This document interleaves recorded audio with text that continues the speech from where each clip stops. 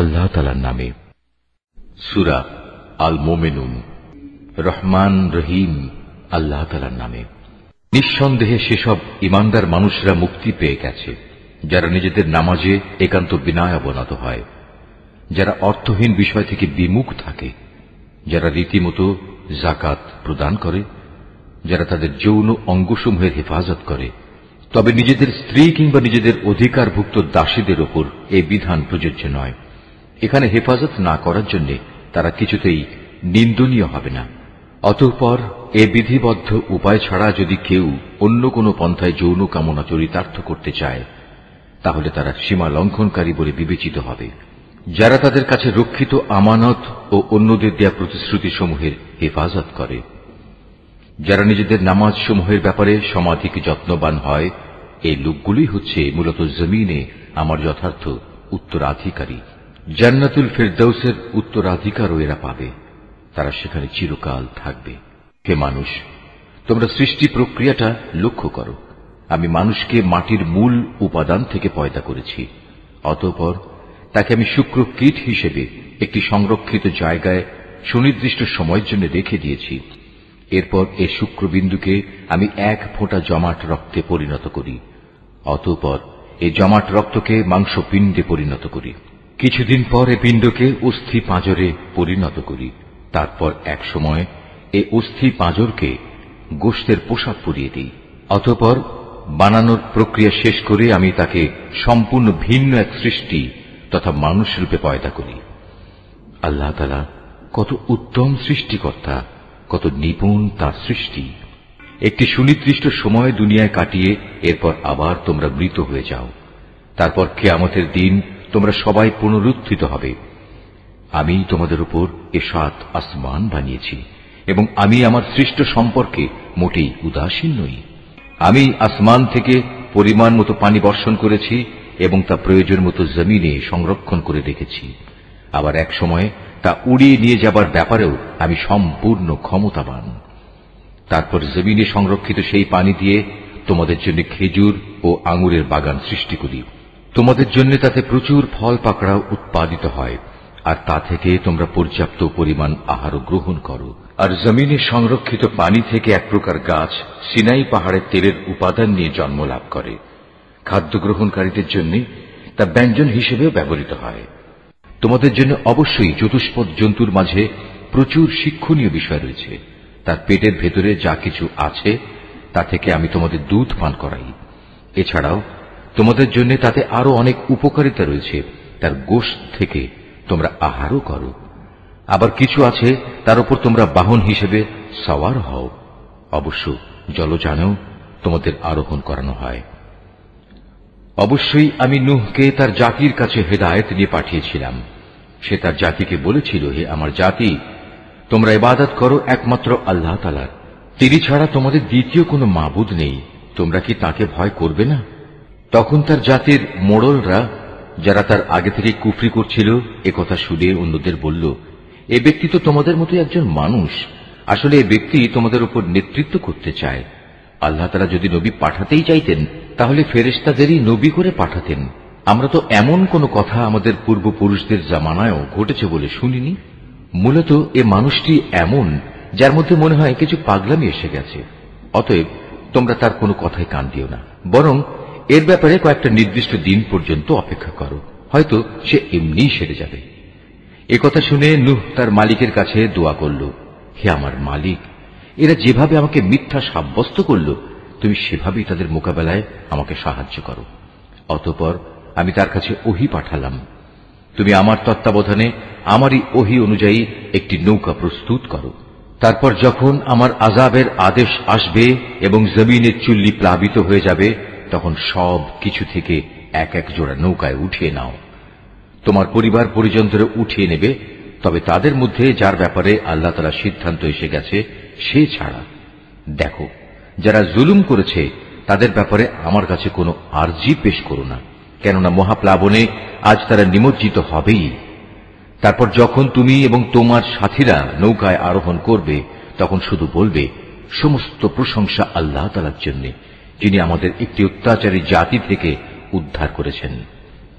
তুমি নৌকায় উঠে বলো, হে আমার মালিক, তুমি আমাকে জমিনের কোথাও বরকতের সাথে নামিয়ে দাও। একমাত্র তুমিই পারো আমাকে শান্তির সাথে কোথাও নামিয়ে দিতে। নিঃসন্দেহে এ কাহিনীর মধ্যে আমার কুদরতের নিদর্শন রয়েছে। তাছাড়া মানুষদের পরীক্ষা তো আমি সব সময়ই নিয়ে থাকি। এদের পরে আমি আর এক জাতিকে পয়দা করেছিলাম, অতঃপর তাদেরই একজনকে তাদের কাছে নবী করে পাঠিয়েছি, যার দাওয়াত ছিল, হে আমার জাতি, তোমরা এক আল্লাহ তাআলারই ইবাদত করো, তিনি ছাড়া তোমাদের আর কোনো মাবুদ নেই। তোমরা নূহের জাতির ভয়াবহ আযাব দেখেও কি সাবধান হবে না? নবীর কথা শুনে তার জাতির নেতৃস্থানীয় লোকজন, যারা আল্লাহকে অস্বীকার করেছে, মিথ্যা সাব্যস্ত করেছে, পরকালে আল্লাহ তাআলার সাথে সাক্ষাতের বিষয়টিকে, সর্বোপরি যাদের আমি দুনিয়ার জীবনে প্রচুর ভোগ সামগ্রী দিয়ে রেখেছিলাম, তারা অন্য লোকদের বলল, এ ব্যক্তিটি তোমাদের মতো মানুষ ছাড়া অন্য কিছু নয়। তোমরা যা খাও সেও তা খায়, তোমরা যা কিছু পান করো সেও তা পান করে। এমত অবস্থায় তোমরা যদি তোমাদেরই মতো একজন মানুষকে নবী মনে করে তার কথা মেনে চলো, তাহলে তোমরা অবশ্যই ক্ষতিগ্রস্ত হবে। ব্যক্তিটি কি তোমাদের সাথে এই ওয়াদা করেছে যে তোমরা যখন মরে যাবে, যখন তোমরা মাটি ও হাড্ডিতে পরিণত হয়ে যাবে, তখন তোমাদের সবাইকে কবর থেকে আবার উঠিয়ে আনা হবে? আসলে এই যে বিষয়টি যা দিয়ে তোমাদের সাথে এ ওয়াদা করা হচ্ছে, এটা মানুষের বৈষয়িক বুদ্ধি থেকে অনেক দূরে এবং ধরা ছোঁয়ারও অনেক বাইরে। তারা বলল, কিসের আবার পুনরুত্থান? দুনিয়ার জীবনই তো হচ্ছে আমাদের একমাত্র জীবন। আমরা এখানে মরব, এখানেই বাঁচব, আমাদের কখনোই আবার পুনরুত্থিত করা হবে না। নবুয়তের দাবিদার এ ব্যক্তিটি হচ্ছে এমন এক মানুষ যে এসব কথা দ্বারা আল্লাহর উপর মিথ্যা অপবাদ দিচ্ছে। আমরা তার উপর ঈমান আনব না। এদের মিথ্যাচার দেখে সে নবী আল্লাহ তাআলার কাছে দোয়া চাইল এবং বলল, হে আমার মালিক, তুমি এদের মিথ্যার মোকাবেলায় আমাকে সাহায্য করো। আল্লাহ তাআলা বললেন, হ্যাঁ, তুমি ভেবো না, অচিরেই এরা নিজেদের কর্মকাণ্ডের জন্য অনুতপ্ত হবে। অতঃপর সত্যি সত্যি একদিন আমার এক মহাতাণ্ডব এসে তাদের উপর মরণ আঘাত হানল এবং আমি মুহূর্তের মধ্যে তাদের সবাইকে তরঙ্গ তাড়িত আবর্জনার স্তূপ সদৃশ্য বস্তুতে পরিণত করে দিলাম। অতঃপর সবাই বলে উঠল, আল্লাহর গজব নাজিল হোক জালিম সম্প্রদায়ের উপর। আমি তাদের ধ্বংসের পর আরো অনেক জাতিকেই সৃষ্টি করেছি। কোন জাতি তার দুনিয়ার বাঁচার নির্দিষ্ট কাল যেমন ত্বরান্বিত করতে পারেনি, তেমনি সময় এসে গেলে তা কেউ বিলম্বিত করতে পারেনি। অতঃপর দুনিয়ার জাতিসমূহের কাছে আমি একের পর এক রসুল পাঠিয়েছি। যখনই কোন জাতির কাছে তার প্রতি পাঠানো আমার রসুল এসেছে, তখনই তাকে তারা মিথ্যাবাদী বলেছে। অতঃপর আমিও ধ্বংস করার জন্য তাদের এক একজনকে এক একজনের পেছনে ক্রমিক নম্বর লাগিয়ে দিয়েছি। এভাবেই আমি তাদের একদিন ইতিহাসের কাহিনীর বিষয়েও পরিণত করেছি। বিধ্বংস হোক সে জাতি যারা আল্লাহ তাআলার উপর ঈমান আনেনি। তারপর আমি এক সময় আমার আয়াতসমূহ ও সুস্পষ্ট দলিল প্রমাণ দিয়ে মূসা এবং তার ভাই হারুনকে পাঠিয়েছি। তাদের আমি পাঠিয়েছি ফেরাউন ও তার পারিষদদের কাছে, কিন্তু তারা তাদের মেনে নেয়ার বদলে অহংকার করল। তারা ছিল স্পষ্টত একটি নাফরমান জাতি। তারা বলতে লাগল, আমরা কি এমন দুজন মানুষের উপর ঈমান আনব যারা আমাদের মতোই মানুষ, অপরদিকে তাদের জাতীয় হচ্ছে আমাদের সেবাদাস? তারা তাদের উভয়কে মিথ্যাবাদী বলল। ফল এই দাঁড়াল, তারা ধ্বংসপ্রাপ্ত মানুষদের দলভুক্ত হয়ে গেল। আমি মূসাকে আমার কিতাব দান করেছি যেন লোকেরা তা থেকে হিদায়াত লাভ করতে পারে। এভাবেই আমি মারিয়াম পুত্র ঈসা ও তার মাকে আমার কুদরতের নিদর্শন বানিয়েছি এবং তাদের এক নিরাপদ ও প্রশ্রবণ বিশিষ্ট উচ্চ ভূমিতে আমি আশ্রয় দিয়েছি। হে আমার রাসূলরা, তোমরা পাক পবিত্র জিনিসসমূহ খাও, হামেশা নেক আমল করো, কেননা তোমরা যা কিছু করো সে সম্পর্কে আমি সবিশেষ অবহিত আছি। এই যে তোমাদের জাতি, তা কিন্তু দিনের বন্ধনে একই জাতি, আর আমি হচ্ছি তোমাদের একমাত্র মালিক। অতএব তোমরা আমাকেই ভয় করো। কিন্তু লোকেরা নিজেদের মাঝে এ মৌলিক বিষয়টাকে বহুধা বিভক্ত করে দিয়েছে, আর প্রত্যেক দলের কাছে যা কিছু আছে তা নিয়েই তারা পরিতুষ্ট। অতএব হে নবী, তুমি তাদের একটা সুনির্দিষ্ট সময়ের জন্য নিজে নিজ বিভ্রান্তিতে পড়ে থাকার জন্য ছেড়ে দাও। তারা কি এটা ধরে নিয়েছে আমি তাদের যে ধন সম্পদ ও সন্তান সন্ততি দিয়ে সাহায্য করছি এবং তার অর্থ এই যে আমি সব সময় তাদের জন্য সকল প্রকার কল্যাণ ত্বরান্বিত করে যাব? না, আসলে তা নয়। কিন্তু এরা তো সে সম্পর্কে কিছুই বোঝে না। যারা নিজেদের মালিকের ভয়ে সদা ভীত সন্ত্রস্ত থাকে, যারা তাদের মালিকের নাজিল করা আয়াতসমূহের উপর ঈমান আনে, যারা তাদের মালিকের মালিকানার সাথে অন্য কাউকে শরীক করে না, যারা তার পথে যা কিছু দিতে পারে মুক্ত হস্তে দান করে, তারপরেও তাদের মন ভীত কম্পিত থাকে, তাদের একদিন তাদের মালিকের কাছে ফিরে যেতে হবে। সত্যিকার অর্থে এরাই হচ্ছে সেসব মানুষ যারা নেকির কাজে সদা তৎপর, উপরন্তু তারা সবার চাইতে অগ্রগামীও। আমি কারো উপরই তার সাধ্যাত্মিক বোঝা চাপাই না। প্রত্যেক মানুষের আমল সংক্রান্ত একটি গ্রন্থ আমার কাছে সংরক্ষিত আছে, যা তাদের অবস্থা ঠিক ঠিক বলে দেবে। আর এ ব্যবস্থাপনায় তাদের উপর কোনো জুলুম করা হবে না, বরং তাদের অন্তর এ বিষয়ে আঁধারে আচ্ছন্ন হয়ে আছে। এছাড়াও তাদের জীবনে আরো বহুতর খারাপ কাজ আছে যা তারা সব সময় করে থাকে। এরা এসব কাজ থেকে কখনো ফিরে আসে না যতক্ষণ না আমি তাদের ঐশ্বর্যশীল লোকদের শাস্তি দ্বারা আঘাত করি। তখন তারা সাথে সাথেই আর্তনাদ করে ওঠে। তখন বলা হবে, আজ আর আর্তনাদ করো না, তোমাদের আমার পক্ষ থেকে কোনো সাহায্য করা হবে না। যখন আমার আয়াতসমূহ তোমাদের সামনে পড়ে পড়ে শোনানো হতো, তখন তোমরা আমার নবীদের আওয়াজ শোনা মাত্রই উল্টো দিকে সরে পড়তে নেহায়েত দম্ভ পরে নিজেদের মজলিসে গিয়ে অর্থহীন গল্পগুজব জুড়ে দিতে। এরা এই কালাম কোরআনের উপর কি চিন্তা ভাবনা করে না? কিংবা তাদের কাছে নতুন কিছু একটা এসেছে যা তাদের বাপ দাদাদের কাছে আসেনি? অথবা তারা কি তাদের রসুলকে চিনতে পারেনি যে জন্যে তারা তাকে অস্বীকার করছে? কিংবা তারা কি একথা বলে তার সাথে কোন রকম পাগলামি রয়েছে? বরং আসল কথা হচ্ছে, রসুল তাদের কাছে সত্য নিয়ে হাজির হয়েছে এবং তাদের অধিকাংশ লোকই এ সত্যকে অপছন্দ করে। যদি এমন হতো সত্য তাদের ইচ্ছা আকাঙ্ক্ষার অনুগামী হয়ে যেত, তাহলে আসমান সমূহ ও জমিন এবং আরো যা কিছু এই উভয়ের মাঝে আছে তার গোটা ব্যবস্থাপনা কবেই ভেঙে বিশৃঙ্খল হয়ে পড়ত। পক্ষান্তরে আমি তাদের কাছে তাদের নিজেদের কাহিনী নিয়ে এসেছি, কিন্তু আশ্চর্য, তারা এখন তাদের নিজেদের কথাবার্তা থেকেই মুখ ফিরিয়ে নিচ্ছে। হে নবী, তবে কি এরা মনে করে তুমি এদের কাছে দিন পৌঁছানোর জন্য কোন রকম পারিশ্রমিক দাবি করছ? অথচ তোমার মালিকের দেয়া পারিশ্রমিক এদের পার্থিব পারিশ্রমিকের তুলনায় অনেক উৎকৃষ্ট, আর তিনি তো হচ্ছেন সর্বোত্তম রিজিক দাতা। তুমি তো তাদের সঠিক পথের দিকেই আহ্বান করছ।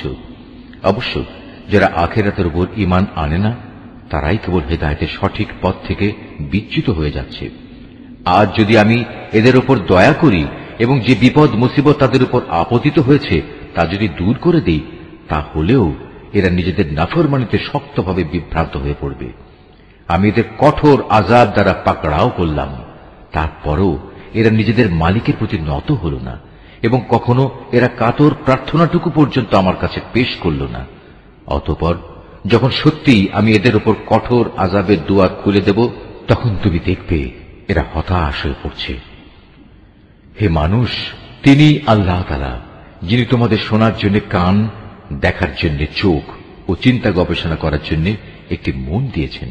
কিন্তু তারা এসব দানের শুকর খুব অল্পই আদায় করে। তিনি তোমাদের সৃষ্টি করে জমিনে তোমাদের বংশ বিস্তার করে চারিদিকে ছড়িয়ে রেখেছেন। একদিন তোমাদের সবাইকে আবার তার কাছেই একত্রিত করা হবে। তিনি তোমাদের জীবন দান করেন, তিনি তোমাদের মৃত্যু ঘটান। রাত দিনের আবর্তনও তাঁর ইচ্ছায় সংঘটিত হয়। এত সব কিছু দেখেও তোমরা কি সত্য অনুধাবন করবে না? নবীদের সামনে এরাও কিন্তু সে ধরনের অর্থহীন কথাই বলে, যেমনি করে তাদের আগের লোকেরা বলেছে। তারা বলেছিল, আমরা যখন মরে যাব, আমরা যখন মাটি ও হাড্ডিতে পরিণত হয়ে যাব, তখনও কি আমরা পুনরুত্থিত হব? তারা বলে, আসলে এভাবেই আমাদের ও আমাদের পূর্ববর্তী লোকদের পুনরুত্থানের ওয়াদা দিয়ে আসা হচ্ছে, মৃত্যুর পর আবার জীবন লাভের। এ কথাগুলো অতীতের দিনের উপকথা ব্যতীত আর কিছুই নয়। হে নবী, এদের জিজ্ঞেস করো, যদি তোমরা জানো তাহলে বলো, এ জমিনে এবং এখানে যা কিছু সৃষ্টি আছে তা কার মালিকানাধীন? ওরা বলবে, হ্যাঁ, সবকিছুই আল্লাহর। তুমি বলো, এর পরেও তোমরা কি চিন্তা ভাবনা করবে না? তুমি এদের আরো জিজ্ঞেস করো, এ সাত আসমান ও মহান আরশের অধিপতি কে? ওরা জবাব দেবে, এই সবকিছুই আল্লাহর। তুমি বলো, তারপরও তোমরা কি আল্লাহকে ভয় করবে না? তুমি আবারও জিজ্ঞেস করো, যদি তোমরা সত্যি সত্যি জানো তাহলে বলো, কার হাতে রয়েছে আসমান জমিন সবকিছুর একক কর্তৃত্ব? হ্যাঁ, তিনি যাকে ইচ্ছা তাকেই পানা দেন কিন্তু তার বিরুদ্ধে কেউ কাউকে পানা দিতে পারে না। ওরা আবারও সাথে সাথে বলবে, হ্যাঁ, মহান আল্লাহ তাআলার। তুমি বলো, এ সত্ত্বেও তোমরা কেমন করে বিভ্রান্ত হচ্ছ? আসলে আমি তো সত্য কথা এদের কাছে পৌঁছে দিয়েছিলাম, কিন্তু এরা সবাই মিথ্যাবাদী। আল্লাহ তাআলা কাউকেই সন্তান হিসেবে গ্রহণ করেননি, না তার সাথে অন্য কোনো মাবুদ রয়েছে। যদি তার সাথে অন্য কোনো মাবুদ থাকত, তাহলে প্রত্যেক মাবুদ নিজ নিজ সৃষ্টি নিয়ে আলাদা হয়ে যেত, এবং এ মাবুদরা একে অন্যের উপর প্রাধান্য বিস্তার করতে চাইত। এরা যা কিছু আল্লাহ তাআলা সম্পর্কে বলে, তিনি তার থেকে অনেক পবিত্র ও মহান। উপস্থিত অনুপস্থিত সব কিছুর সম্মুখ ওয়াকেফাল তিনি। সুতরাং এরা আল্লাহ তাআলার সাথে অন্যদের যেভাবে শরীক করে, তিনি তার চাইতে অনেক পবিত্র। হে নবী, তুমি বলো, হে আমার মালিক, যে আযাবের ওয়াদা এ কাফেরদের সাথে করা হচ্ছে, তা যদি তুমি আমাকে দেখাতেই চাও, তাহলে হে আমার মালিক, তুমি আমাকে জালেম সম্প্রদায়ের মধ্যে শামিল করে এ আযাব প্রত্যক্ষ করায়ও না। হে নবী, আমি তাদের কাছে যে আযাবের ওয়াদা করেছি তা অবশ্যই তোমাকে দেখাতে সক্ষম। হে নবী, তারা তোমার সাথে কোনো খারাপ ব্যবহার করলে তুমি এমন পন্থায় তা দূর করার চেষ্টা করো যা হবে নিতান্ত উত্তম পন্থা। আমি তো ভালো করেই জানি ওরা তোমার ব্যাপারে কি বলে। সে ব্যাপারে উদ্বিগ্ন না হয়ে তুমি বরং বলো, হে আমার মালিক, শয়তানদের যাবতীয় ওয়াসওয়াসা থেকে আমি তোমার পানা চাই। আরো বলো, হে আমার মালিক, আমি এ থেকেও তোমার পানা চাই যে শয়তান আমার ধারে কাছেও ঘেঁষবে না। এমনকি এ অবস্থায় যখন এদের কারো মৃত্যু এসে হাজির হবে, তখন সে বলবে, হে আমার মালিক, তুমি আমাকে আরেকবার পৃথিবীতে ফেরত পাঠাও, যাতে করে সেখানে গিয়ে এমন কিছু নেক কাজ আমি করে আসতে পারি যা আমি আগে ছেড়ে এসেছি। তখন বলা হবে, না, তা কখনো হবার নয়। মূলত সেটা হচ্ছে এক অসম্ভব কথা, যা সে শুধু বলার জন্যই বলবে। এই মৃত ব্যক্তিদের সামনে একটি যবনিকা তাদের আড়াল করে রাখবে সেদিন পর্যন্ত, যেদিন তারা কবর থেকে পুনরুত্থিত হবে। অতঃপর যেদিন সিঙায় ফু দেয়া হবে, সেদিন মানুষ এমনই দিশেহারা হয়ে পড়বে যে তাদের মধ্যে আত্মীয়তার বন্ধন বলতে কিছুই অবশিষ্ট থাকবে না, না তারা একজন আরেকজনকে কিছু একটা জিজ্ঞেস করতে যাবে। অতএব সেদিন যাদের নেকির পাল্লা ভারী হবে, তারাই হবে সেসব মানুষ যারা মুক্তিপ্রাপ্ত, আর যাদের নেকির পাল্লা হালকা হবে, তারা হবে সেসব ব্যর্থ মানুষ যারা নিজেদের জীবন মিথ্যার পিছনে বিনষ্ট করে দিয়েছে। তারা জাহান্নামে থাকবে চিরকাল। জাহান্নামের আগুন তাদের মুখমণ্ডল জ্বালিয়ে দেবে, তাতে তাদের চেহারা জ্বলে বিভৎস হয়ে যাবে। তাদের যখন জিজ্ঞেস করা হবে, এমন অবস্থা কি হয়নি যে আমার আয়াতসমূহ তোমাদের সামনে পড়ে শোনানো হয়েছিল এবং তোমরা তা অস্বীকার করেছিলে? তারা বলবে, হে আমাদের মালিক, আমাদের দুর্ভাগ্য চারিদিক থেকে আমাদের ঘিরে ধরেছিল এবং নিশ্চয়ই আমরা ছিলাম গোমরাহ সম্প্রদায়। হে আমাদের মালিক, তুমি আজ আমাদের এই আগুন থেকে বের করে নাও। আমরা যদি দ্বিতীয়বারও দুনিয়ায় ফিরে গিয়ে সীমা লঙ্ঘন করি, তাহলে অবশ্যই আমরা জালেম হিসেবে পরিগণিত হব। আল্লাহ তাআলা বলবেন, তোমরা অপমানিত হয়ে সেখানে পড়ে থাকো, আজ কোনো কথাই আমাকে বলো না। অবশ্যই আমার বান্দাদের মধ্যে একদল এমনও আছে যারা বলতো, হে আমাদের মালিক, আমরা তোমার উপর ঈমান এনেছি, অতএব তুমি আমাদের দোষ ত্রুটিসমূহ মাফ করে দাও। তুমি আমাদের উপর দয়া করো, তুমি হচ্ছ দয়ালুদের মধ্যে সর্বোৎকৃষ্ট দয়ালু। অতঃপর তোমরা তাদের উপহাসের বস্তু বানিয়ে রেখেছিলে, এমনকি তা তোমাদের আমার স্মরণ পর্যন্ত ভুলিয়ে দিয়েছে, আর তোমরা তো তাদের নিয়ে হাসি তামাশাই করতে। তাদের সেই ধৈর্যের কারণেই আজ আমি তাদের এই প্রতিফল দিলাম। মূলত তারাই হচ্ছে সত্যিকার অর্থে সফল মানুষ। আল্লাহ তাআলা বলবেন, বলতো তোমরা পৃথিবীতে কত বছর কাটিয়ে এসেছ? তারা বলবে, আমরা সেখানে অবস্থান করেছিলাম একদিন কিংবা একদিনের কিছু অংশ। তুমি না হয় তাদের কাছে জিজ্ঞেস করো যারা হিসাব রেখেছে। আল্লাহ তাআলা বলবেন, আসলে তোমরা পৃথিবীতে খুব সামান্য সময়ই কাটিয়ে এসেছ। কত ভালো হতো যদি তোমরা এই কথাটা ভালো করে জানতে। তোমরা কি সত্যি সত্যি এটা ধরে নিয়েছ আমি তোমাদের এমনিই অনর্থক পয়দা করেছি এবং তোমাদের কখনোই আমার কাছে ফিরে আসতে হবে না? না, তা কখনো নয়। মহিমান্বিত আল্লাহ তাআলা, তিনি সব কিছুর যথার্থ মালিক। তিনি ছাড়া আর কোনো মাবুদ নেই। সম্মানিত আরশের একক অধিপতিও তিনি।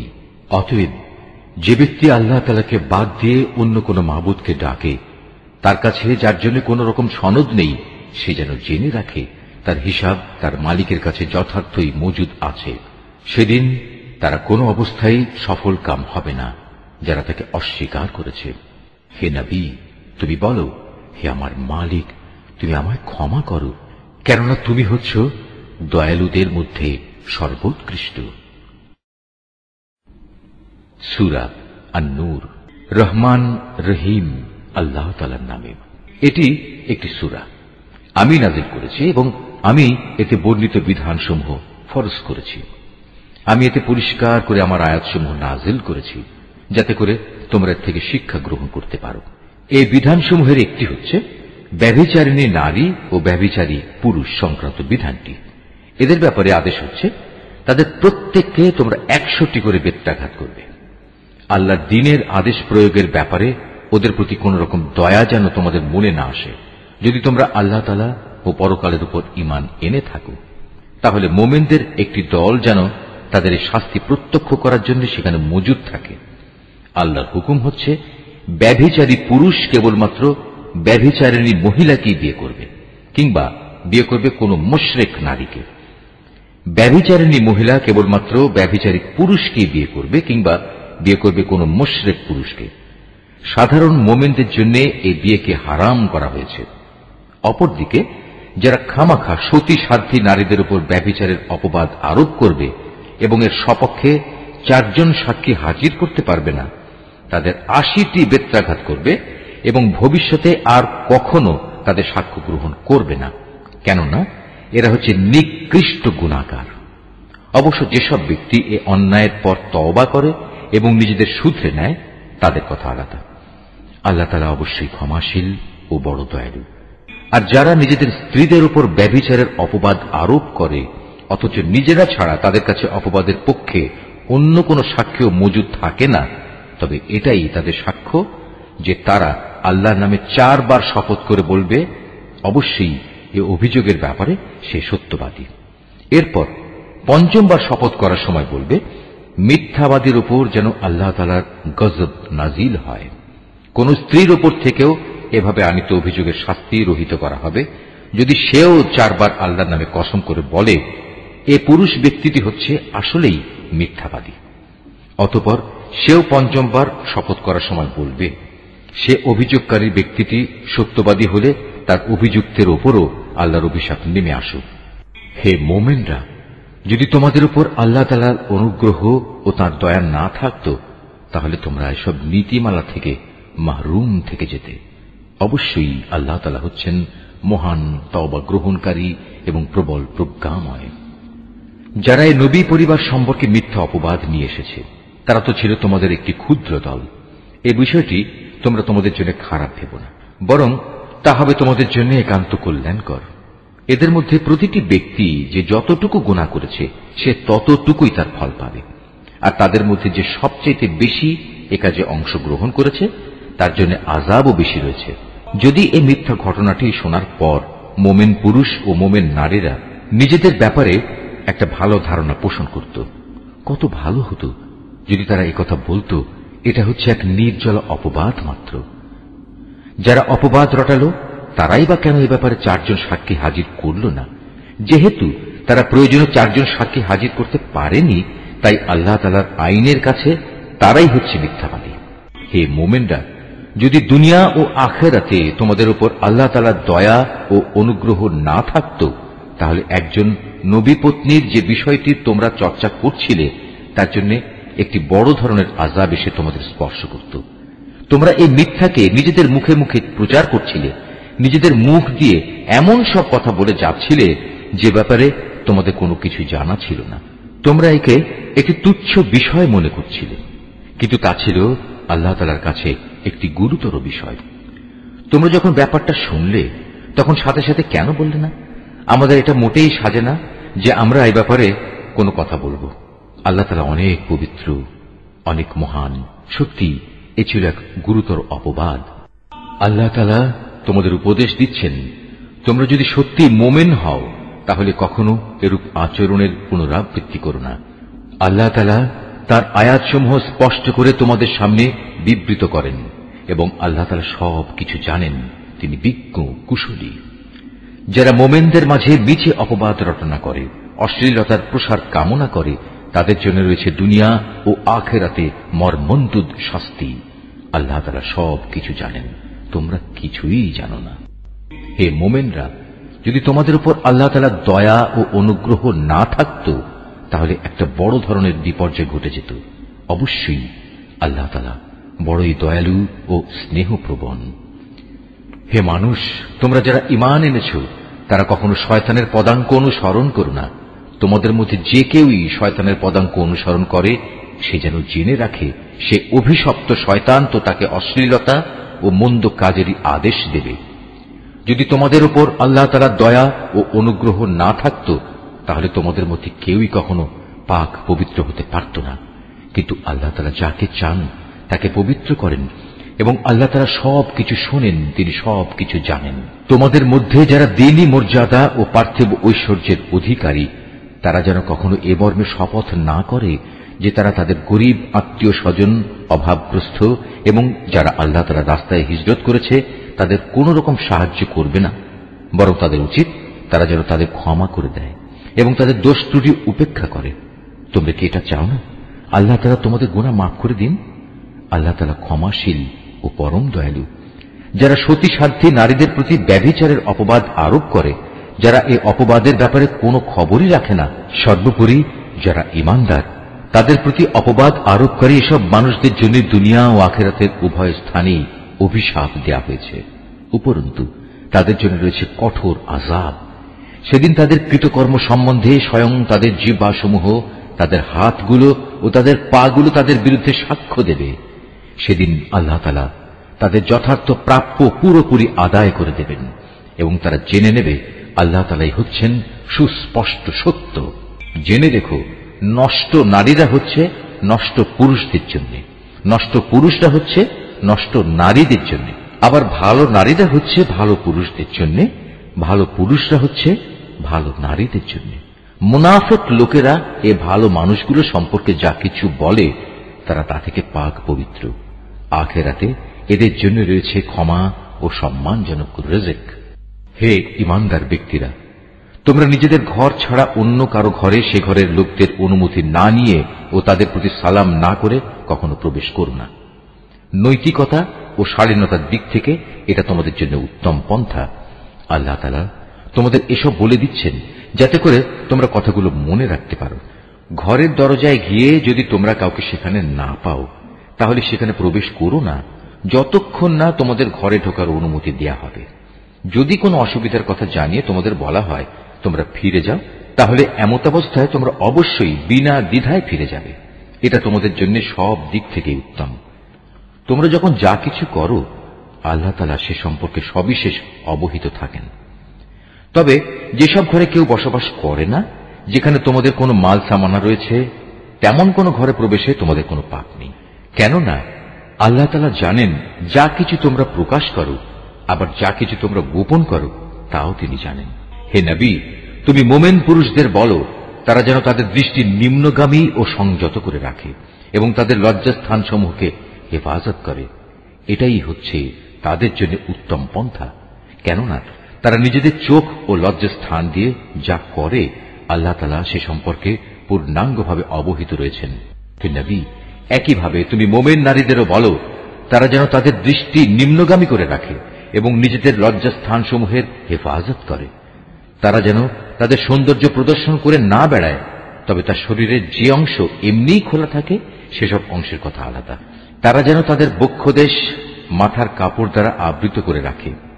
তারা যেন তাদের স্বামী, তাদের পিতা, তাদের শ্বশুর, তাদের ছেলে, তাদের স্বামীর আগের ঘরের ছেলে, তাদের ভাই, তাদের ভাইয়ের ছেলে, তাদের বোনের ছেলে, তাদের সচরাচর মেলামেশার মহিলা, নিজেদের অধিকারভুক্ত সেবিকা দাসী, নিজেদের অধীনস্থ এমন পুরুষ যাদের মহিলাদের কাছ থেকে কোনো কিছুই কামনা করার নেই, কিংবা এমন শিশু যারা এখনো মহিলাদের গোপন অঙ্গ সম্পর্কে কিছুই জানে না, এসব মানুষ ছাড়া তারা যেন অন্য কারো সামনে নিজেদের সৌন্দর্য প্রকাশ না করে।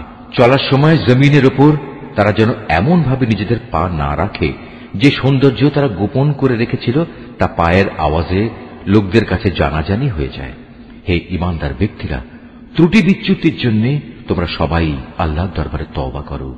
আশা করা যায় তোমরা নাজাত পেয়ে যাবে। তোমাদের মধ্যে যাদের স্ত্রী নেই তোমরা তাদের বিয়ের ব্যবস্থা করো।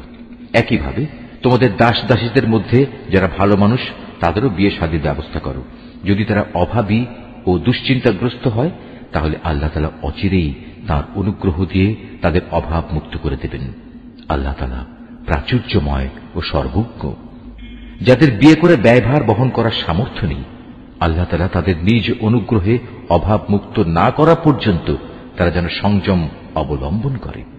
তোমাদের অধিকারভুক্ত দাস দাসীদের ভেতর যারা মুক্তির কোন অগ্রিম লিখিত চুক্তি লিখিয়ে নিতে চায় তোমরা তাদের তা লিখে দাও। যদি তোমরা তাদের এ চুক্তির মধ্যে কোনো ভালো সম্ভাবনা বুঝতে পারো তাহলে আল্লাহ তাআলা তোমাদের যে সম্পদ দান করেছেন তা থেকে তাদের মুক্তির সময় মুক্ত হস্তে দান করবে। তোমাদের অধীনস্থ দাসীদের যারা সতীসাধ্যী থাকতে চায় নিছক পার্থিব ধন সম্পদের আশায় কখনো তাদের ব্যভিচারের জন্য বাধ্য করো না। যদি তোমাদের কেউ তাদের এ ব্যাপারে বাধ্য করে তাহলে তারা যেন আল্লাহ তাআলার কাছে ক্ষমা প্রার্থনা করে, কারণ তাদের এ বাধ্য করার পরেও তওবাকারীদের প্রতি আল্লাহ তাআলা হামেশাই ক্ষমাশীল ও পরম দয়ালু।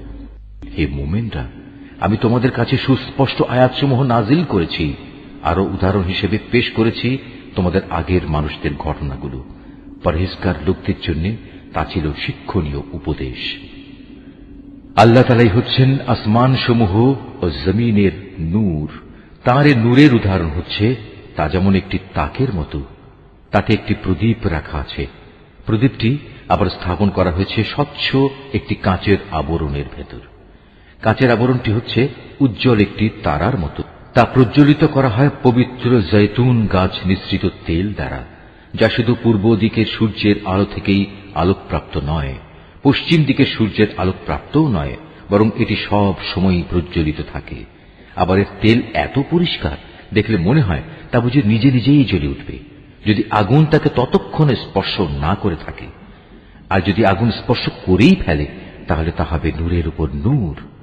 আল্লাহ তাআলা তার অদৃশ্য নূরের দিকে যাকে চান তাকেই হেদায়েত দান করেন। আল্লাহ তাআলা এভাবে মানুষদের বোঝানোর জন্য নানা উপমা পেশ করে থাকেন। আল্লাহ তাআলা প্রত্যেক বিষয় সম্পর্কেই সম্যক অবগত আছেন। এসব ব্যক্তিদের সে ঘরসমূহে পাওয়া যাবে যার মধ্যে আল্লাহ তাআলার সম্মান মর্যাদা উন্নীত করা এবং তাতে তাঁর নিজের পবিত্র নাম স্মরণ করার জন্য সবাইকে আদেশ দিয়েছেন। সেসব জায়গাসমূহে সকাল সন্ধ্যা এরা আল্লাহ তাআলার পবিত্রতা ও মহিমা ঘোষণা করে। তারা এমন লোক, ব্যবসা বাণিজ্য তাদের কখনো আল্লাহ তাআলা থেকে গাফেল করে দেয় না। না বেচাকেনা তাদের আল্লাহ তাআলা স্মরণ, নামাজ প্রতিষ্ঠা ও যাকাত আদায় করা থেকে গাফেল রাখতে পারে।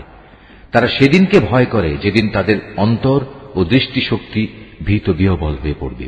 যারা নেক কাজ করে আল্লাহ তাআলা তাদের যথার্থ উত্তম পুরস্কার দেবেন। তিনি তাঁর অনুগ্রহে তাদের যা পাওনা তার চাইতে বেশি দান করবেন। মূলত আল্লাহ তাআলা যাকে চান তাকে অপরিমিত রিজিক দান করেন। অপরদিকে যারা আল্লাহ তাআলাকে অস্বীকার করে তাদের দৈনন্দিন কার্যকলাপ হচ্ছে একটি প্রতারণার মতো, যেমন মরুভূমিতে মরীচিকা। পিপাসার্ত মানুষ দূরে থেকে তাকে পানি বলে মনে করল, পরে যখন সে তার কাছে এলো তখন সেখানে পানির মতো কিছুই সে পেল না। এভাবে প্রতারণা ও মরীচিকার জীবন শেষ হয়ে গেলে সে শুধু আল্লাহ তাআলাকেই তার পাশে পাবে। অতঃপর তিনি তার পাওনা পূর্ণ মাত্রায় আদায় করে দেবেন। নিঃসন্দেহে আল্লাহ তাআলা তড়িৎ হিসাব গ্রহণে সক্ষম। কিংবা তাদের কর্মকাণ্ডের উদাহরণ হচ্ছে একটি অতল সমুদ্রের অভ্যন্তরস্থ গভীর অন্ধকারের মতো। অতঃপর তাকে একটি বিশাল আকারের ঢেউ এসে ঢেকে আরো অন্ধকার করে দিল। তার উপর আরো একটি ঢেউ এলো, তার উপর ছেয়ে গেল কিছু ঘন কালো মেঘ। এক অন্ধকারের উপর এলো আর এক অন্ধকার। যদি কেউ এ অবস্থায় তার হাত বের করে, আধারের কারণে তার তা দেখার কোনো সম্ভাবনা থাকবে না। বস্তুত আল্লাহ তাআলা যার জন্য কোনো আলো বানাননি তার জন্য তো কোথাও থেকে আলোর সম্ভাবনা থাকবে না।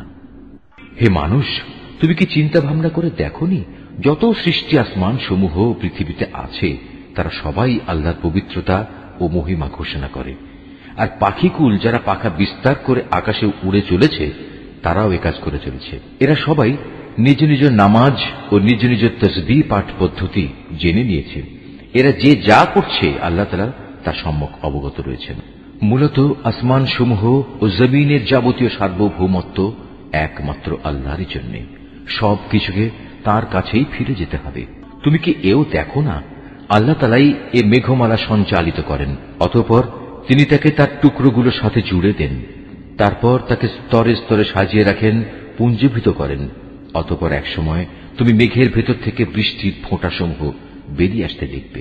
আরও দেখবে আসমানের শিলাস্তর থেকে তিনি শিলা বর্ষণ করেন এবং যার উপর চান তার উপরই তা বর্ষণ করেন। আবার যাকে চান তাকে তিনি তার আঘাত থেকে অব্যাহতিও দেন। মেঘের বিদ্যুৎ ঝলক চোখে ধাঁধা লাগিয়ে দেয়, মনে হয় তা বুঝি দৃষ্টিশক্তিকে এক্ষুনি নিষ্প্রভ করে দিয়ে যাবে। আল্লাহ তাআলাই রাত ও দিনের পরিবর্তন ঘটান। অবশ্যই অন্তর্দৃষ্টি সম্পন্ন মানুষদের জন্য এর মাঝে আল্লাহ তাআলার কুদরতের অনেক শিক্ষা রয়েছে। আল্লাহ তাআলা বিচরণশীল প্রতিটি জীবকেই পানি থেকে পয়দা করেছেন। অতঃপর তাদের মধ্যে কিছু চলে তার বুকের উপর ভর দিয়ে, কিছু চলে 2 পায়ের উপর, আবার কিছু চলে 4 পায়ের উপর ভর করে। আল্লাহ তাআলা যখন যা চান তখন তাই পয়দা করেন। অবশ্যই তিনি সব কিছুর উপর ক্ষমতাবান। আমি অবশ্যই হিদায়াতের জন্য সুস্পষ্ট আয়াতসমূহ নাজিল করেছি, আর এর মাধ্যমে আল্লাহ তাআলা যাকে চান তাকে সহজ সরল পথে পরিচালিত করেন। যারা মুনাফিক তারা বলে, আমরা আল্লাহ তাআলা ও রাসূলের উপর ঈমান এনেছি এবং আমরা তার আনুগত্য করি। একটু পরেই তাদের একটি দল আল্লাহ তাআলা ও তার রাসূলের আদেশ থেকে মুখ ফিরিয়ে নেয়। বস্তুত ওরা আসলেই মুমিন নয়। যখন সত্যি সত্যি ওদের আল্লাহ তাআলা ও তার রাসূলের দিকে আহ্বান করা হয়, যাতে করে আল্লাহর রাসূলের পক্ষ থেকে তাদের পারস্পরিক বিরোধের মীমাংসা করা যায়, তখন তাদের একটি দল পাশ কেটে সরে পড়ে। যদি এ বিচার ফয়সালা তাদের সপক্ষে যায়, তাহলে তারা একান্ত বিনীতভাবে তার কাছে ছুটে আসে। এদের অন্তরে কি কুফরে কোনো ব্যাধি আছে, না এরা রাসূলের নবুয়তের ব্যাপারে সন্দেহ পোষণ করে, অথবা এরা কি ভয় করে আল্লাহ তাআলা ও তার রাসূল ওদের প্রতি কোন রকম অবিচার করবেন? আসলে তা নয়, বরং তারা নিজেরাই হচ্ছে জালেম। অপরদিকে ইমানদার লোকদের যখন তাদের পারস্পরিক বিচার ফয়সালার জন্য আল্লাহ তাআলা ও তার রাসূলের দিকে আহ্বান জানানো হয়, তখন খুশি মনেই তারা বলে, হ্যাঁ, আমরা আল্লাহ তাআলা ও তার রাসূলের আদেশ শুনলাম এবং তা যথাযথ মেনেও নিলাম। বস্তুত এরাই হচ্ছে সফলকাম ব্যক্তি। যারা আল্লাহ তাআলা ও তার রাসূলের আনুগত্য করে, আল্লাহ তাআলাকে ভয় করে এবং তার নাফরমানি করা থেকে বেঁচে থাকে, তারাই হচ্ছে সফলকাম। হে নবী, এ মুনাফিক লোকেরা আল্লাহ তাআলার নামে শক্ত কসম খেয়ে বলে, আমরা তোমার এতই অনুগত যে তুমি যদি আদেশ করো তাহলে আমরা ঘর বাড়ি ছেড়ে অবশ্যই তোমার সাথে বেরিয়ে যাব। হে নবী, তুমি বলো, তোমরা বেশি শপথ করো না, তোমাদের আনুগত্য আমার তো জানাই আছে। তোমরা যা কিছু করো আল্লাহ তাআলা তা ভালো করেই জানেন। হে নবী, তুমি এদের আরো বলো, তোমরা আল্লাহ তাআলার আনুগত্য করো আল্লাহর রাসূলের। হ্যাঁ, তোমরা যদি মুখ ফিরিয়ে নাও তাহলে জেনে রেখো, আল্লাহ তাআলা দ্বীন পৌঁছানো যে দায়িত্ব তার উপর দেয়া হয়েছে তার জন্য সে দায়ী। অপরদিকে আনুগত্যের যে দায়িত্ব তোমাদের উপর দেয়া হয়েছে তার জন্য তোমরা দায়ী। যদি তোমরা তার কথা মতো চলো তাহলে তোমরা সঠিক পথ পাবে। রাসূলের কাজ হচ্ছে আল্লাহ তাআলার কথাগুলো ঠিক ঠিক মতো পৌঁছে দেয়া। তোমাদের মধ্যে যারা আল্লাহ তাআলার উপর ঈমান আনে এবং সে অনুযায়ী নেক কাজ করে, তাদের সাথে আল্লাহ তাআলা ওয়াদা করেছেন তিনি জমিনে তাদের অবশ্যই খেলাফত দান করবেন, যেমনি ভাবে তিনি তাদের আগের লোকদের খেলাফত দান করেছিলেন। সর্বোপরি যে জীবন বিধান তিনি তাদের জন্য পছন্দ করেছেন তাও তাদের জন্য সমাজে ও রাষ্ট্রে সুদৃঢ় করে দেবেন। তাদের ভয়ের অবস্থাকে নিরাপত্তা ও শান্তিতে বদলে দেবেন। তবে এজন্য শর্ত হচ্ছে তারা শুধু আমারই গোলামি করবে, আমার সাথে কাউকে শরীক করবে না। এরপরেও যে এবং যারা তার নিয়ামতের নাফরমানি করবে তারাই গুনাহগার বলে পরিগণিত হবে। হে মুসলমানরা, তোমরা নামাজ প্রতিষ্ঠা করো, যাকাত দাও, রাসূলের আনুগত্য করো। আশা করা যায় তোমাদের উপর দয়া ও অনুগ্রহ করা হবে। কাফিরদের ব্যাপারে কখনো একথা ভেবো না যে তারা জমিনে আমাকে অক্ষম করে দেবে। তাদের ঠিকানা হচ্ছে জাহান্নাম, আর কত নিকৃষ্ট এই ঠিকানা। হে মানুষ, তোমরা যারা ঈমান এনেছ, মনে রেখো, তোমাদের অধিকারভুক্ত দাস দাসীরা এবং তোমাদের মধ্যে থেকে যারা এখনো বয়ঃপ্রাপ্ত হয়নি, তারা যেন 3টি সময়ে তোমাদের কাছে আসার জন্য অনুমতি চেয়ে নেয়। সে সময়গুলো হচ্ছে ফজর নামাজের আগে, দুপুরে যখন তোমরা কিছুটা আরাম করার জন্য নিজেদের পরিধেয় বস্ত্র শিথিল করো, এবং এশার নামাজের পর, মূলত এই তিনটি সময় হচ্ছে তোমাদের পর্দা অবলম্বনের সময়। এগুলো ছাড়া অন্য সময় আসা যাওয়ার ব্যাপারে তোমাদের উপর কোনো দোষ নেই, না এতে তাদের জন্য কোন রকম দোষ আছে। কেননা তোমরা তো প্রায়ই একে অপরের কাছে যাতায়াত করে থাকো। আল্লাহ তাআলা এভাবেই নিজের নির্দেশগুলো সুস্পষ্টভাবে বর্ণনা করেন। বস্তুত আল্লাহ তাআলা মহাজ্ঞানী, তিনি প্রবল প্রজ্ঞাবান। তোমাদের নিজেদের সন্তানরাও যখন বয়ঃপ্রাপ্ত হয়ে যায় তখন তারা যেন তোমাদের কামরায় প্রবেশের আগে সেভাবেই অনুমতি নেয় যেমনি তাদের আগে বড়রা অনুমতি নিত। আল্লাহ তাআলা এভাবেই তাঁর আদেশসমূহ তোমাদের কাছে খুলে খুলে বর্ণনা করেন। আল্লাহ তাআলা সব কিছু জানেন, তিনি পরম কুশলী বটে। বৃদ্ধা নারী যাদের এখন আর কারো বিয়ের বন্ধনে আসার আশা নেই, তাদের উপর কোনো দোষ নেই যদি তারা তাদের শরীর থেকে অতিরিক্ত কাপড় খুলে রাখে। তবে শর্ত হচ্ছে তারা সৌন্দর্য প্রদর্শনকারী হবে না। অবশ্য এই অতিরিক্ত কাপড় খোলা থেকেও যদি তারা বিরত থাকতে পারে তা তাদের জন্য ভালো।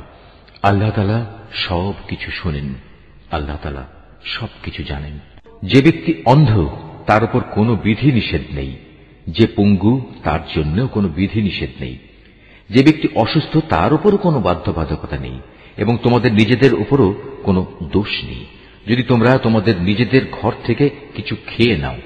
একইভাবে এটাও তোমাদের জন্য দূষণীয় হবে না যদি তোমরা তোমাদের পিতা পিতামহের ঘরে, মায়েদের ঘরে, ভাইদের ঘরে, বোনদের ঘরে, চাচাদের ঘরে, ফুপুদের ঘরে, মামাদের ঘরে, খালাদের ঘরে, এমন সব ঘরে যার চাবি তোমাদের অধিকারে রয়েছে, কিংবা তোমাদের বন্ধুদের ঘরে কিছু খাও। অতঃপর এতেও কোনো দোষ নেই যে এসব জায়গায় তোমরা সবাই একত্রে খাবে কিংবা আলাদা আলাদা খাবে। তবে যখনই এসব ঘরে প্রবেশ করবে তখন একে অপরের প্রতি সালাম করবে। এটা হচ্ছে আল্লাহর কাছ থেকে তাঁরই নির্ধারিত কল্যাণময় এক পবিত্র অভিবাদন। এভাবেই আল্লাহ তাআলা তোমাদের জন্য তার আয়াতসমূহ বিশদভাবে বর্ণনা করেন যাতে করে তোমরা বুঝতে পারো। খাঁটি ইমানদার ব্যক্তিত্ব হচ্ছে তারা যারা আল্লাহ তাআলা ও তার রাসূলের উপর ঈমান আনে। কখনো যদি তারা কোনো সমষ্টিগত ব্যাপারে তার সাথে একত্রিত হয় তাহলে যতক্ষণ তারা তার কাছ থেকে অনুমতি চাইবে না ততক্ষণ তারা সেখান থেকে কেউ সরে যাবে না। হে নবী, যারা আল্লাহ তাআলা ও তার রাসূলের উপর বিশ্বাস করে যদি তারা কখনো তাদের নিজেদের কোনো কাজে বাইরে যাবার জন্য তোমার কাছে অনুমতি চায় তাহলে তুমি যাকে ইচ্ছা তাকে অনুমতি দিও এবং আল্লাহ তাআলার কাছে এদের গুনাহ মাফের জন্য দোয়া করো। অবশ্যই আল্লাহ তাআলা ক্ষমাশীল ও পরম দয়ালু। হে মুসলমানরা, যখন নবী তোমাদের ডাকে তখন তার ডাককে পারস্পরিক ডাকের মতো মনে করো না। আল্লাহ তাআলা সেসব লোকদের ভালো করেই জানেন যারা নিজেদের আড়াল করে নবীর সামনে থেকে নানা অজুহাতে সরে যায়। সুতরাং যারা তার আদেশের বিরুদ্ধাচরণ করে তাদের এ ব্যাপারে ভয় করা উচিত। তাদের উপর এ বিরুদ্ধাচরণের জন্য এ দুনিয়ায় কোনো বিপর্যয় এসে পড়বে কিংবা পরকালে কোনো কঠিন আযাব এসে তাদের গ্রাস করে নেবে। হে মানুষ, তোমরা জেনে রেখো আসমানসমূহ ও জমিনে যা কিছু আছে তা সবই আল্লাহ তাআলার জন্য নিবেদিত। তোমরা যে অবস্থার উপর আছো আল্লাহ তাআলা তা ভালো করেই জানেন। যেদিন মানুষ সবাই তাঁর দিকেই প্রত্যাবর্তিত হবে সেদিন তিনি তাদের সব কিছুই জানিয়ে দেবেন যা কিছু তারা দুনিয়ায় করত। আল্লাহ তাআলা সব বিষয়ই ওয়াকিবহাল। সূরা আল ফুরকান। রহমান রহিম আল্লাহ তাআলার নামে। কত মহান তিনি, যিনি তাঁর বান্দার উপর সত্য মিথ্যার মাঝে পার্থক্যকারী এই ফুরকান নাজিল করেছেন যাতে করে সে ব্যক্তি এর দ্বারা সৃষ্টিকুলের জন্য সতর্ককারী হতে পারে। তিনি এমন সত্তা, তার জন্য রয়েছে আসমান সমূহ ও জমিনের সার্বভৌমত্ব। তিনি কখনো কাউকে নিজের সন্তান বলে গ্রহণ করেননি, না তার এ সার্বভৌমত্বে অন্য কারো কোনো শরিকানা আছে। তিনি প্রতিটি বস্তু পয়দা করেছেন এবং তিনি তার সৃষ্টির জন্য আলাদা আলাদা পরিমাপ নির্ধারণ করেছেন। এ সত্ত্বেও এ মুশরিক লোকেরা তাকে বাদ দিয়ে এমন কিছুকে মাবুদ বানিয়ে নিয়েছে যারা কিছুই সৃষ্টি করতে পারে না, বরং তাদেরই সৃষ্টি করা হয়েছে। সত্য কথা হচ্ছে তারা যেমন নিজেরা নিজেদের ক্ষতি করতে সক্ষম নয় তেমনি নিজেরা নিজেদের কোনো উপকারও করতে সক্ষম নয়। তারা কাউকে মৃত্যু দিতে পারে না, কাউকে জীবনও দিতে পারে না, তেমনি পারে না কেউ একবার মরে গেলে তাকে পুনরায় উঠিয়ে আনতে।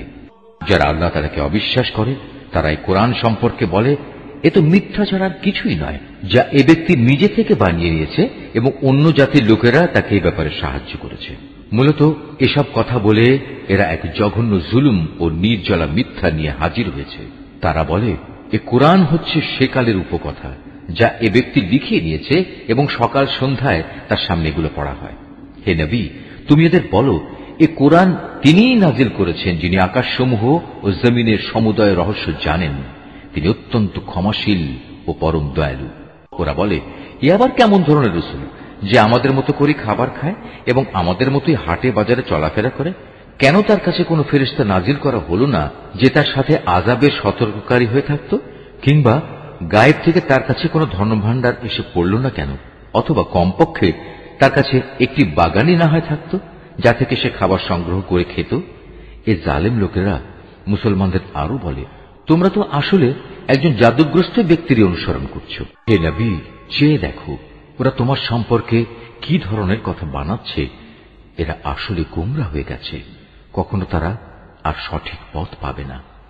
হে নবী, তুমি এদের বলো, আল্লাহ তাআলা এমন এক মহান সত্তা, যিনি ইচ্ছা করলে তোমাদের একটি বাগান কেন, তার চাইতে উৎকৃষ্ট বাগান সমূহ দান করতে পারেন, যার নিম্ন দেশে অমীয় ঝর্ণাধারা প্রবাহিত হবে। এছাড়াও তিনি তোমাদের দিতে পারেন সুরম্য প্রাসাদ সমূহ। এরা কিয়ামতের দিনকে অস্বীকার করে, আর যারাই কিয়ামত অস্বীকার করে তাদের জন্য আমি জাহান্নামে জ্বলন্ত আগুন প্রস্তুত করে রেখেছি। তারা যখন দূর থেকে তাদের মতো অন্যান্য জাহান্নামীদের দেখবে, তখন তারা স্পষ্টত তার গর্জন ও চিৎকার শুনতে পাবে। অতঃপর যখন তাদের হস্তপদ শৃঙ্খলিত অবস্থায় জাহান্নামের কোন সংকীর্ণ স্থানে ফেলে দেয়া হবে, তখন সেখানে তারা শুধু মৃত্যুর ধ্বংসকেই ডাকতে থাকবে। তাদের তখন বলা হবে, আজ তোমরা ধ্বংস হওয়াকে একবারই শুধু দেখো না, বরং বহুবার ধ্বংসকে ডাকো। কোনো কিছুই আজ তোমাদের কাজে আসবে না। হে নবী, এদের তুমি বলো, এটা জাহান্নামের কঠোর আযাব শ্রেয়, না সেই স্থায়ী জান্নাত যার ওয়াদা পরহেজগার লোকদের আগেই দিয়ে রাখা হয়েছে। এই জান্নাত হচ্ছে তাদের যথাযথ পুরস্কার ও চূড়ান্ত প্রত্যাবর্তনের স্থান। সেখানে তারা যা কিছু পেতে চাইবে তাই তাদের জন্য মজুদ থাকবে, তাও আবার থাকবে স্থায়ীভাবে। এ প্রতিশ্রুতি পালন তোমার মালিকের দায়িত্ব, যেদিন তিনি এ মুশরিক ব্যক্তিদের এবং তাদের মাবুদদের, যাদের এরা আল্লাহর বদলে ইবাদত করত, সবাইকে একত্রিত করবেন। অতঃপর তিনি সে মাবুদদের জিজ্ঞেস করবেন, তোমরাই কি আমার এ বান্দাদের গোমরা করেছ, না তারা নিজেরাই বিচ্যুত হয়ে গেছে? ওরা জবাবে বলবে, হে আল্লাহ তাআলা, তুমি পবিত্র, তুমি মহান। আমরা তো ছিলাম তোমারই বান্দা, তোমার বদলে অন্যকে অভিভাবক রূপে গ্রহণ করা আমাদের শোভনীয় ছিল না। তুমি তো এদের এবং এদের পিতৃপুরুষদের যথেষ্ট ভোগের সামগ্রী দিয়েছিলে। এগুলো পেয়ে তারা এমনকি তোমার কথাই ভুলে বসেছে এবং এভাবেই তারা একটি ধ্বংসপ্রাপ্ত জাতিতে পরিণত হয়ে গেছে। আল্লাহ তাআলা বলবেন, তোমাদের মাবুদরা তো তোমাদের কথা মিথ্যা প্রতিপন্ন করল, অতএব এখন তোমরা আর আমার আযাব সরাতে পারবে না, না তোমরা আজ কারো সাহায্য পাবে। তোমাদের মধ্যে যদি কেউ আমার আনুগত্যের সীমা লঙ্ঘন করে, তাহলে তাকে আমি কঠোর আযাব আর সাধন করাবো। হে নবী, তোমার আগে আমি আরো যত রাসূল পাঠিয়েছি, তারা মানুষের মতোই আহার করত, অন্য মানুষদের মতোই তারা হাটে বাজারে যেত। আসল কথা হচ্ছে, মানুষদের মধ্যে থেকে রাসূল পাঠিয়ে আমি তোমাদের একজনকে আরেকজনের জন্য পরীক্ষার উপকরণ বানিয়েছি। এই পরীক্ষায় তোমরা কি ধৈর্য ধারণ করবে না? তোমার মালিক কিন্তু তোমাদের সব কিছুই দেখছেন। নিশ্চয়ই আল্লাহ যা বলেছেন সত্য বলেছেন।